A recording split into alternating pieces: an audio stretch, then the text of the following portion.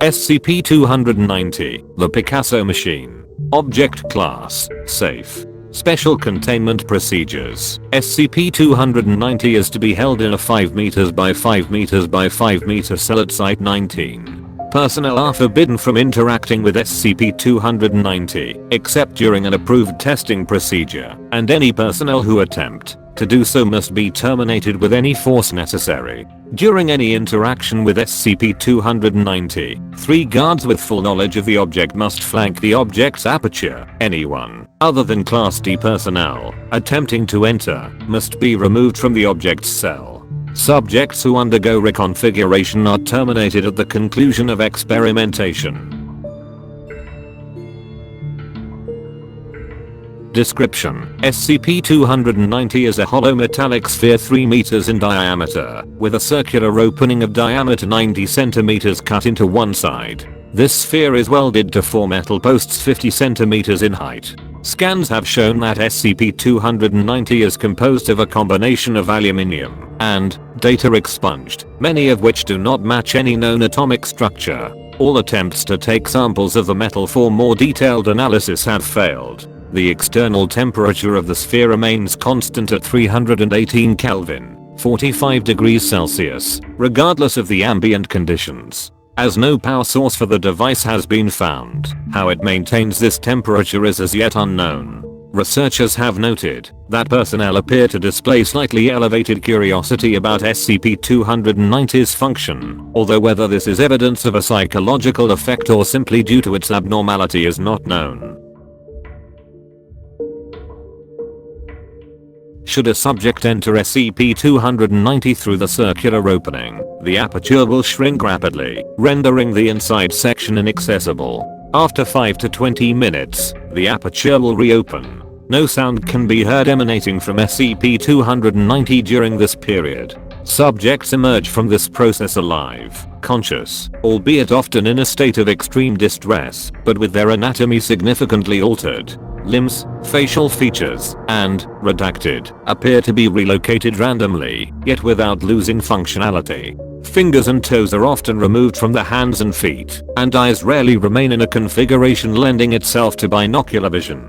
Almost all subjects report pain and discomfort in breathing and movement, if either remain possible, with most unable to walk or perform any type of effective locomotion.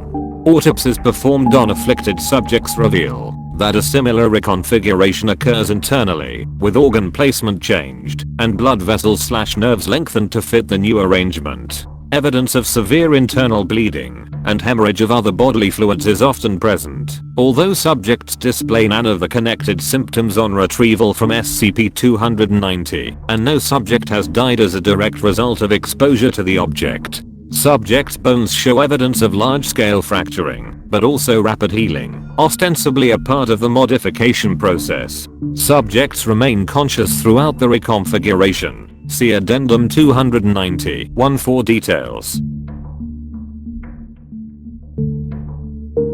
Addendum 290 1. Experiment Log. Subject D59 414 Male 18 Supervisor Dr. S. Data expunged. SCP-290 Lead Researcher. Purpose: ascertain the experiences of subjects within SCP-290. Procedure: D59 414 was exposed to SCP-290, having had no prior experience with the object. Subject immediately inquired as to its function, to which Dr. S. Data expunged replied, "That is what we intend to find out." After several subsequent inquiries from the subject were rebuffed, subject was provided with an IR-sensitive video camera and ordered to enter the object. Subject complied without resistance. Aperture reopened 17.4 minutes after closure, and subject and video camera were retrieved. The video camera was heavily damaged during the experiment due to the subject's violent convulsions, and around 65% of the footage is unintelligible. A transcript of the video feed recovered from the camera follows. Video feed initially shows subject sitting calmly in the center of SCP-290, looking around and examining his surroundings by touch at intervals. This continues for around 2 minutes, at which point the subject begins clutching his chest and groaning. Subject then begins to scream, including the phrase "I was only curious, but I know now. Please, let me go." Whether this indicates a secondary consciousness inhabiting the subject's mind with which he was conversing is unknown. It is at this point that the subject begins flailing, impacting the camera repeatedly and causing it to record only small fragments of footage. Fragments of interest are noted below, in chronological order. Subject's head appears to be slowly embedding itself into his thigh, both eyes absent. Subject's fingers visible on his torso. Subject's eye moving across his right foot, eyeball changing orientation rapidly as it does so. Subject lying in a pattern reminiscent of the fetal position. Slow breathing audible. End transcript. A debriefing interview was scheduled, but, owing to the subject's larynx being relocated away from his trachea, could not be conducted. Autopsy showed wide-scale reorganization of the subject's internal organs, including small-scale fusing of parts of the small intestine, and data expunged, resulting in contamination of the chest cavity. Data expunged. Despite this, the subject had a normal volume of blood within his circulatory system, and levels of other bodily fluids such as bile were within normal parameters. How SCP-290 maintains or replenishes these fluids is unknown.